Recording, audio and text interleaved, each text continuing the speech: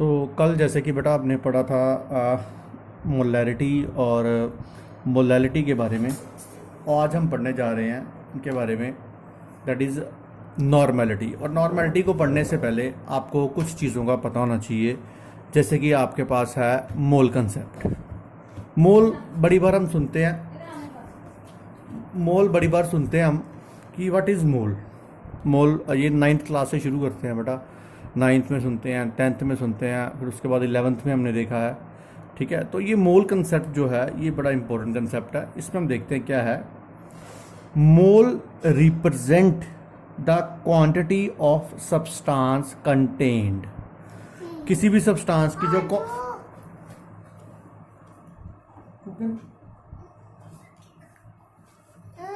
the quantity of substance can be represented in terms of mass, volume and number of particle so as the mole। तो आप कह सकते हो मोल एक quantity को रिप्रेजेंट करता है, और जो क्वांटिटी है उसको रिप्रेजेंट करने के लिए हम तीन जो तरीके हैं उसको इस्तेमाल करते हैं। जैसे कि हम उसका मास ले लेते हैं, हम उसका वॉल्यूम ले सकते हैं, हम उसके नंबर ऑफ पार्टिकल्स देते हैं। तो मोल बेसिकली क्वांटिटी को क्या करता है, रिप्रेजेंट करता है। ये कंफ्यूजन वाला काम नहीं, बड़ा अच्छा कंसेप्ट है, ये आगे जाके काफ़ी काम आता है। तो मोल बेसिकली मींस क्वांटिटी।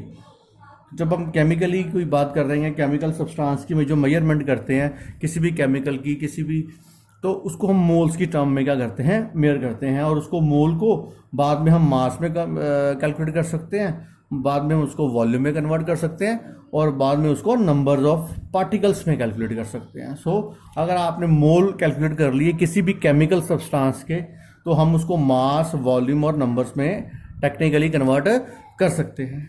तो आज का जो टॉपिक है मेन, वो स्ट्रेस देने वाला, वो है मोल कंसेप्ट। ये बड़ा काम आएगा आपको, कभी भी आप पढ़ोगे, जो न्यूमेरिकल्स में भी काम आता है। तो सबसे पहले हम लेते हैं मोल इन टर्म्स ऑफ मास। मोल को मास की टर्म में कैसे रिप्रेजेंट किया जा सकता है, तो हम देखते हैं 1 मोल ऑफ सब्सटेंस। कोई भी सब्सटेंस हो सकता है, जैसे वो नाइट्रोजन हो सकती है, जैसे वो कार्बन डाइऑक्साइड हो सकती है, कोई भी हो सकता है, वो आयरन हो सकता है, वो सोडियम हो सकता है, कुछ भी हो सकता है। तो 1 mole of substance is equal to gram atomic mass, means atomic mass represents in gram. That's why next जो है ग्राम मॉलिक्यूलर मास। हो सकता है आपके पास जो सब्सटेंस हो उसके एटम्स हो, एटम्स होंगे तो उसका एटॉमिक मास होगा, अगर वो मॉलिक्यूल है तो उसका क्या होगा, मॉलिक्यूलर मास। तो एक सिंपल छोटी सी एग्जांपल लेते हैं इसकी। 1 मोल ऑफ कार्बन, हमें पता है कार्बन के एटम होते हैं, तो 1 mole of carbon is equal to 12 gram of carbon, means its atomic mass. Its atomic mass, तो क्योंकि कार्बन के क्या होते हैं, एटम्स होते हैं, एटम्स का क्या होगा, एटॉमिक मास। तो 1 mole of carbon is equal to 12 gram of carbon, that is equal to its atomic mass. तो ये हमारा कंसेप्ट यहाँ पे क्लियर हुआ कि मोल को हम एटॉमिक मास की टर्म में ले सकते हैं। तो 1 मोल ऑफ कार्बन डाइऑक्साइड, उसके तो मॉलिक्यूल्स होते हैं, तो उसका क्या आएगा, molecular mass, that is equal to 44 gram of carbon dioxide.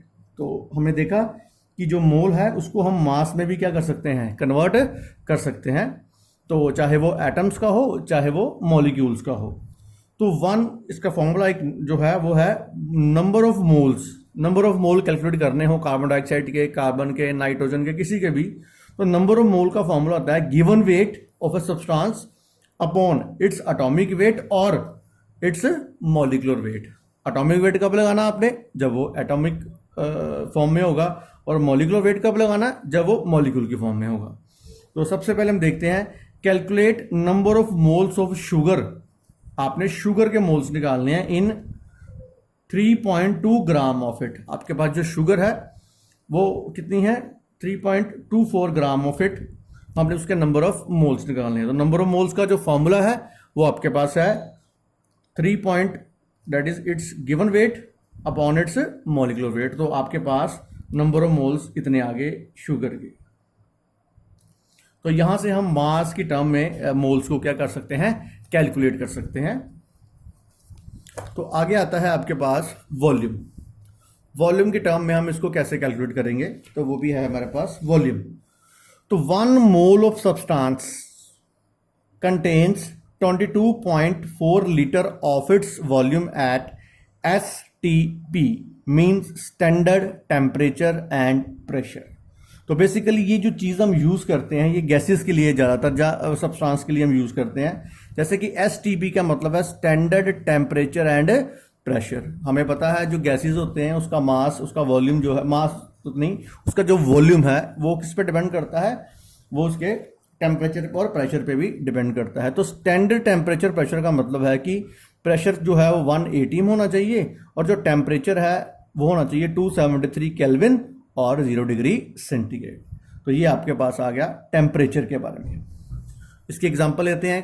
1 mole of carbon dioxide is equal to 1 mole of carbon dioxide is equal to 22.4 litre at STP। तो यहां पर नेचर नहीं डिपेंड कर रहा, नेचर कोई भी हो गया इसका, चाहे कार्बन डाइऑक्साइड है, चाहे नाइट्रोजन है, चाहे सल्फर डाइऑक्साइड है, उन सभी का वॉल्यूम क्या है, सेम रहता है at standard temperature and pressure. जैसे हम बोलेंगे 1 मोल ऑफ नाइट्रोजन उसका भी इतना लीटर होगा, 1 मोल ऑफ कार्बन डाइऑक्साइड उतना भी, उसका भी इतना लीटर सेम होगा। और अगर हम बोलेंगे 0.5 मोल्स ऑफ SO2 उसका मतलब उसका क्या हो जाएगा, हाफ हो जाएगा, that is 11.2 litre at STP। तो ये गैस के नेचर पर डिपेंड नहीं कर रहा, गैस का नेचर कोई भी हो, ये एक फिक्स क्वांटिटी है। किसी भी गैस का जो 1 मोल होगा डेट इज 22.4 लीटर के ऊपर होगा। तो जैसे इसका फॉर्मूला बन गया नंबर ऑफ मोल्स का given volume of a substance, जितना सब्सटेंस का गिवन वॉल्यूम आपको गिवन होगा स्टेटमेंट में, अपॉन 22.4 लीटर। तो कई बार बुक में ज़्यादातर जो न्यूमेरिकल्स आते हैं ना उसमें वॉल्यूम जो है आपको लीटर में नहीं दिया होता, उसमें ml में दिया होता है। तो आप लीटर को ml में क्या कर सकते हो, कन्वर्ट कर सकते हो। ये थोड़ी सी ये इनोवेशन आपको करनी पड़ेगी। कैलकुलेट नंबर ऑफ CO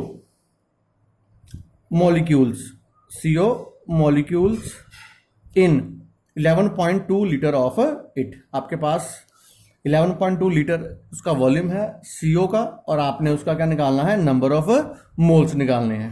तो number of moles is equal to, इसका गिवन वॉल्यूम कितना है 11.2, और आपका जो स्टैंडर्ड वॉल्यूम है वो कितना है 22.4 लीटर। तो इसके मोल्स आपके पास इतने आ गए। तो देखो बेटा, हमने 2 फॉर्मूले किए हैं मोल्स के, in terms of mass and in terms of volume. तो कई बार मास वॉल्यूम का आपको क्वेश्चन भी आ जाता है पेपर में, तो हम वही देख रहे हैं। कैलकुलेट, अब क्वेश्चन की जो स्टेटमेंट है उनमें दोनों फॉर्मूले हम यूज करेंगे, क्योंकि मास वॉल्यूम रिलेशनशिप नाम का जो डेरिवेशन है वो आ जाती है कई बार। ये देखो कैसे, calculate the volume of 16 gram of O2 gas. आपके पास जो O2 गैस है, ऑक्सीजन है, उसका जो वॉल्यूम निकालना आपने, और आपका उसका क्या दिया हुआ है आपको, उसका आपको अमाउंट दिया हुआ, वेट दिया हुआ है, दैट इज 16 ग्राम। तो सबसे पहले हमने अभी दोनों फॉर्मूले में कॉमन क्या चीज है, नंबर ऑफ मोल्स। तो अगर आपको नंबर ऑफ मोल्स आ गए तो आप उसका वॉल्यूम भी निकाल सकते हो, अगर नंबर ऑफ मोल्स आ गए तो आप उसका क्या निकाल सकते हो, मास भी निकाल सकते हो। तो सबसे पहले हम देखते हैं number of moles. Number of moles क्या हो गए, given mass upon molecular mass. Given mass कितना है 16, मॉलिक्यूलर मास कितना है 32, दैट इज इसके मोल्स आ गया आपके पास। ऑक्सीजन के इतने मोल्स हैं। अब हमने पढ़ा है, अगर हमने वॉल्यूम निकालना है, number of moles equals to given volume और अपॉन 22.4 लीटर। तो यहाँ पे तो नंबर ऑफ मोल्स तो आपके पास गिवन है, तो आपका गिवन वॉल्यूम कितना आ जाएगा, इसको इससे सिर्फ आपने क्या कर देना, क्रॉस मल्टीप्लाई करो, आपका आंसर आ जाएगा, दैट इज 11.2 लीटर। तो ये प्रॉब्लम है एनालाइज करने के लिए कि how the mass and volume को आप नंबर ऑफ मोल्स के साथ क्या कर सकते हो, रिलेट कर सकते हो। नेक्स्ट जो हम पढ़ेंगे वो नंबर ऑफ पार्टिकल्स का फॉर्मूला है, उसके न्यूमेरिकल्स ज्यादा आते हैं पेपर में, तो हम उसको देखते हैं क्या है नंबर ऑफ पार्टिकल्स का। numbers. The mole, 1 mole of substance contains, the 1 mole of substance contain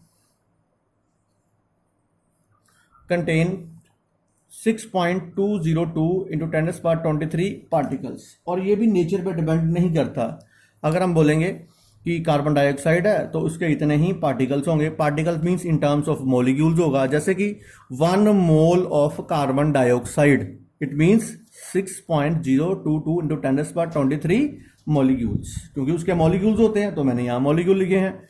1 mole of Fe के एटम्स होते हैं तो उतने ही उसके क्या होंगे, एटम्स। तो मीन्स एक मोल जो है, जैसे एक डजन, एक 1 डजन मीन्स कितना होता है, डजन मीन्स कितना होता है 12। उसी तरह से जो 1 मोल का मतलब कितना होता है 6.202 इंटू 10⁻23। तो 1 डजन बेटा बनाना भी 12 ही होते हैं, 1 डजन आपके पास एप्पल भी 12 ही होंगे। उसी तरह से जो 1 मोल है, 1 मोल का मतलब वो हमेशा एक फिक्स क्वांटिटी है कि भाई 6.022 इंटू 10⁻23, इसको अवोगाड्रो नंबर भी बोलते हैं।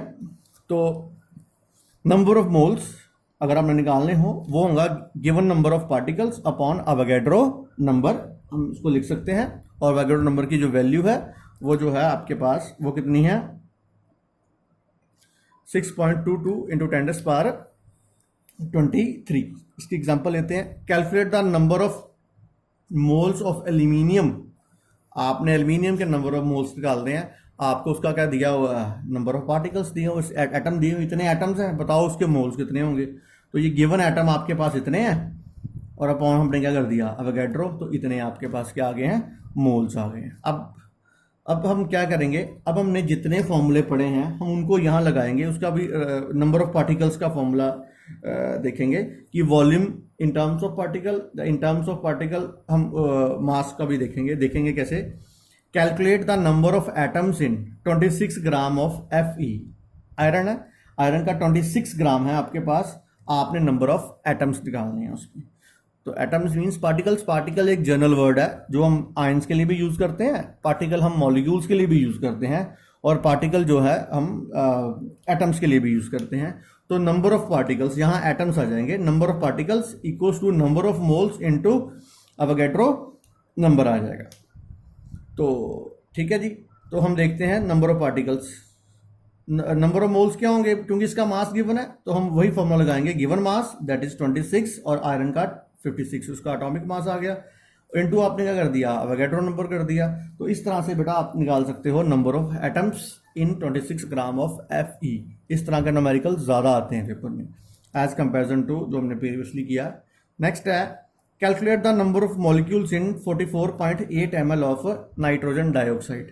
आपके पास नाइट्रोजन डाइऑक्साइड है, उसका 44.8 ml है, तो आपने उसमें क्या निकालना है, उसके मॉलिक्यूल्स निकालने हैं। तो number of molecules is equal to number of moles into this, number of moles का फॉर्मूला क्या निकालना है, आपको वॉल्यूम गिवन है तो ये वॉल्यूम गिवन वॉल्यूम अपॉन ये आ गया 22 वो जो उसको लीटर को हमने ml में कन्वर्ट किया, तो ये आपके पास आ जाएगा number of molecules in NO2।